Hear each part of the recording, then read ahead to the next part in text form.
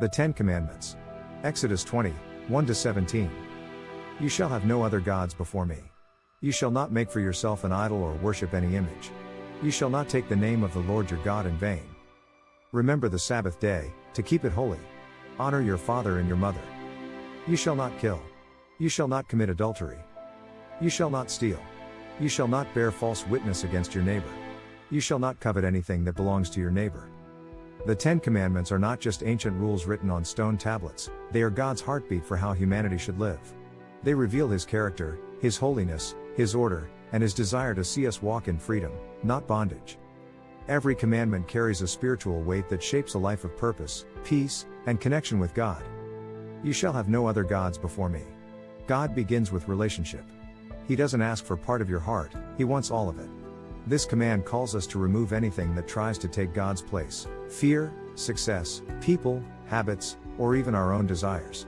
God knows we become whatever we worship, so He calls us to worship Him alone because only He gives life. You shall not make idols. Idols are not just carved images, they are anything we trust more than God. It could be money, popularity, comfort, relationships, or even ourselves.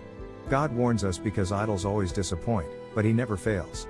This command invites us into a life where our loyalty is undivided and our hope is anchored in the one who never changes. Do not take the Lord's name in vain. God's name carries power, authority, and holiness. To misuse His name is to treat Him casually. This command teaches us to honor God with our words, respect His presence, and live in a way that represents His name well.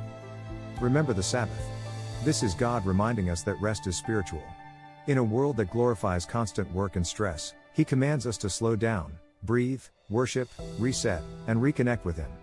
The Sabbath is not a restriction, it's a gift that protects our soul from burnout. Honor your father and mother. God values family and order.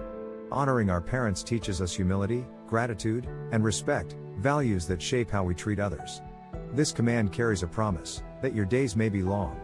God rewards honor. You shall not kill. This command protects the value of life. God made every person in His image, and He calls us to treat life as sacred, not just physically, but also emotionally and spiritually. Jesus extended this by teaching that hatred and anger in the heart also matter. You shall not commit adultery. God honors covenant. This command protects marriage, purity, trust, and loyalty. It reminds us that intimacy is sacred and that faithfulness reflects the heart of God Himself. You shall not steal. God desires integrity. Taking what isn't yours, whether possessions, ideas, time, or opportunities, breaks trust and harms community. This command teaches us to walk in honesty and responsibility. You shall not bear false witness. Words can build or destroy. God commands truth because lies break relationships, harm reputations, and create division. Truth sets us free and reflects God's nature. You shall not covet. This command goes straight to the heart. Coveting is the silent dissatisfaction that whispers, "What I have is not enough." God calls us to contentment, reminding us that comparison steals joy and blinds us to our blessings. What the Ten Commandments reveal about God: they show His holiness.